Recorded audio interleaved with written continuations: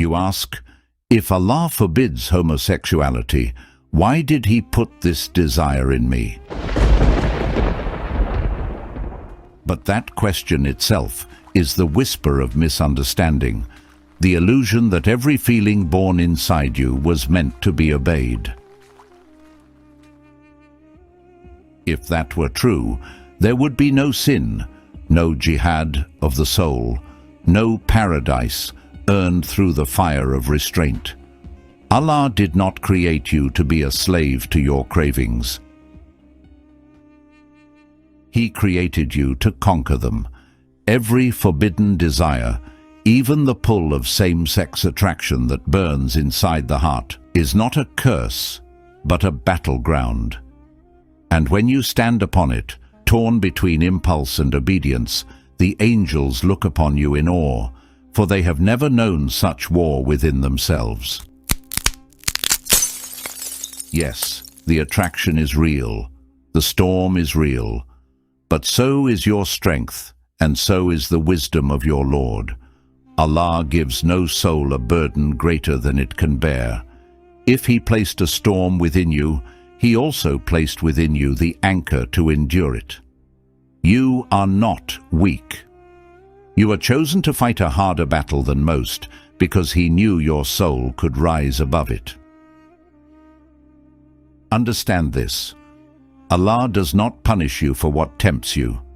He judges what you choose to do. The feeling is not your sin, your response is your proof. Just as a man who feels greed is not guilty until he steals, you are not guilty for feeling desire until you act upon it. There are those who feel rage so fierce they could take a life, yet they stop their hand for the fear of Allah. There are those who see gold within reach and could seize it in secret, yet they turn away because they know He is watching.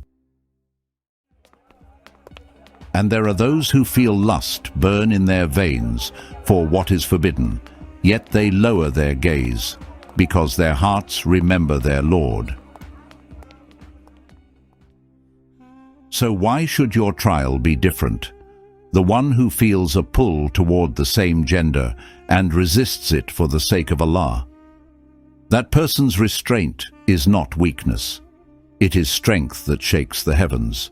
It is jihad an-nafs, the war against the self, and its reward is beyond imagination. Some will say, but love is love. How can love be wrong? Islam has already answered this. Not every love is lawful, because even forbidden love still feels like love, premarital, extramarital, all of it. Yet Allah closed the door on both. One look at that, and the slogan, "Love is always right," collapses into dust. And some insist, but same-gender love doesn't harm or hurt anyone. They forget that Islam never measures right and wrong by who gets hurt. Pork harms no one else, yet Allah forbade it. Right and wrong in Islam are not weighed by social injury, they're weighed by spiritual injury. A sin does not need to break society to break you. A boundary crossed against Allah wounds the soul long before it wounds the world. In Islam, corruption of the soul does not mean that a person who feels same-gender attraction is dirty or spiritually flawed. The feeling itself is not corruption. Corruption only begins when a desire pulls a person across a boundary Allah has established. That boundary, not the desire, is what defines the spiritual risk. In Islam, actions shape the soul. Obedience polishes it. Disobedience clouds it. So even if an act doesn't harm society, if it's something Allah forbade, it harms the soul by pulling it away from Him. Same-gender intimacy becomes spiritually harmful because it overturns the moral structure Allah designed. Islamic ethics teaches that the soul is nourished by discipline, boundaries, submission to God's command. Crossing a forbidden sexual boundary is seen as harming the soul because it replaces submission to God's command with self-desire, discipline with impulse. The spiritual damage is not in who is loved. It is in replacing Allah's command with one's craving. In Islam, the soul is corrupted when desire becomes the ruler instead of Allah. This is the core idea in Quranic vocabulary, like Surah Al-Furqan, verse 43. Have you seen he who takes as his God his own desire? When a desire, any desire, becomes the ultimate authority, the soul loses alignment with its creator. This applies equally to adultery, zina, greed, theft, intoxication, unjust anger, and in the Islamic legal framework, same-gender sexual acts. The category of sin is the same: desire overruling divine boundary. Spiritual harm can occur even when no one else is harmed. Islam does not define morality solely by social harm. Eating pork doesn't harm others. Drinking alcohol privately doesn't harm others. Riba doesn't visibly harm a borrower in the moment. Yet, all are spiritually corrupting because Allah declared them harmful to purity, moral clarity, self-discipline, the spiritual structure of the heart. Similarly, Islam teaches that sexual boundaries exist not only for society, but for the inner self. The soul is not corrupted by the storm inside. It's corrupted only by surrendering to the storm. Same-gender intimacy is spiritually harmful, not because the love is dirty, but because it crosses a boundary Allah established for the protection and discipline of the soul.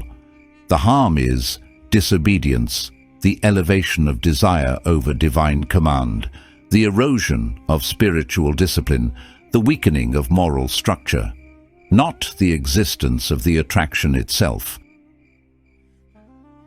So no, not every love is pure, and not every feeling deserves to live. Allah drew the boundaries of the heart as shields, not chains. Islam refines nature, not surrenders to it. Every forbidden desire is not permission, it is a test. Same-gender attraction, then, is not a divine error, it is a divine test. The one who fashioned hearts also placed trials within them. He gave the soul its passions, its longings, its storms, not to mock it, but to elevate it through resistance. He placed in some the desire for their own gender, not to curse them, but to test them, to see who stands firm when the fire rages within. The West tells you to surrender, to wear your struggle as identity and your restraint as shame. But Islam tells you the opposite. Your struggle is sacred, your restraint is glory, and your obedience is honor. Every soul has its battlefield. Some fight greed, some rage, some vanity, and some, yes, fight forbidden love. But in the eyes of Allah, no struggle is wasted. Each restraint is a step closer to Him. Each tear held back for His sake is written as victory in your record. So do not ask, why did He make me this way? Ask instead, why did He trust me with such a trial? For perhaps what feels like your greatest weakness is the very path to your highest rank before Him. Hold the line, even when the world calls you backward. Stay firm, even when your heart trembles. the storm inside you is not proof that Allah is unjust. It is proof that He knows your strength, that He chose you for a fight others could never bear. Because when you stand before Him, trembling, scarred but unbroken, the world will finally see. It was not the absence of desire that made you righteous. It was your victory over it.